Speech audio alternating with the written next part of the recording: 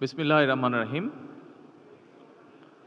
আজকের এই ইফতার মাহফিলের অনুষ্ঠানের সম্মানিত সভাপতি, ইফতার মাহফিলে উপস্থিত সম্মানিত সকল রোজাদারগণ, সকল উপস্থিতিবৃন্দ, আসসালামু আলাইকুম।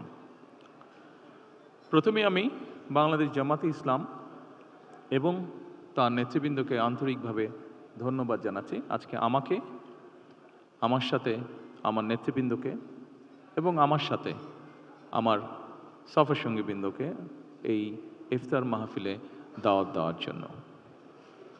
সম্মানিত সকল নেতৃবৃন্দ, উপস্থিতিবৃন্দ, আজকে এখানে শুধু আমি নই, এখানে শুধু বাংলাদেশ জামাতে ইসলামের নেতৃবৃন্দ বা কর্মীবৃন্দই নয়, আমাদের বাইরেও এখানে অন্যান্য আরও রাজনৈতিক দলের নেতৃবৃন্দ আছেন।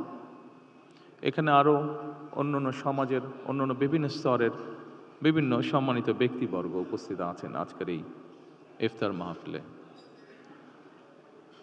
আজকে আমরা একটি গুরুত্বপূর্ণ সময়ে সকলে এখানে একত্রিত হয়েছি। দেশের একটি গুরুত্বপূর্ণ সময়। কিছুদিন আগে দেশে নির্বাচন হয়েছে।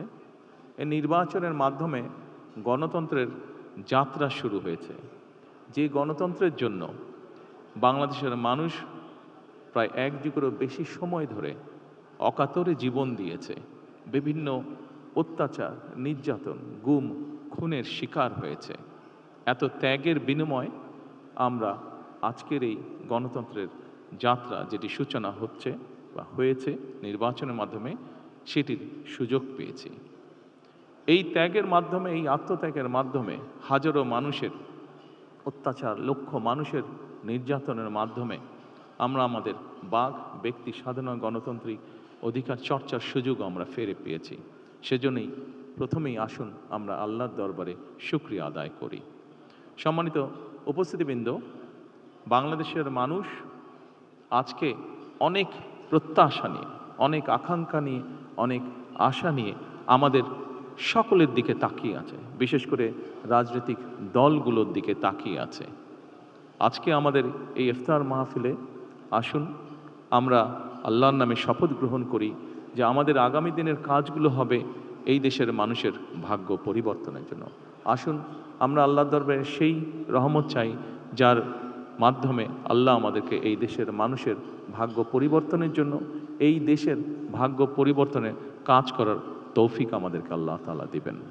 পরিশেষে আমি আবারও বাংলাদেশ জামাতে ইসলাম এবং জামাতে ইসলাম নায়েবে আমির শফিক সাহেব সহ সকল নেতৃবৃন্দকে আন্তরিক ধন্যবাদ জানাচ্ছি আজকে এখানে আমাদেরকে দাওয়াত দেওয়ার জন্য। আসসালামু আলাইকুম।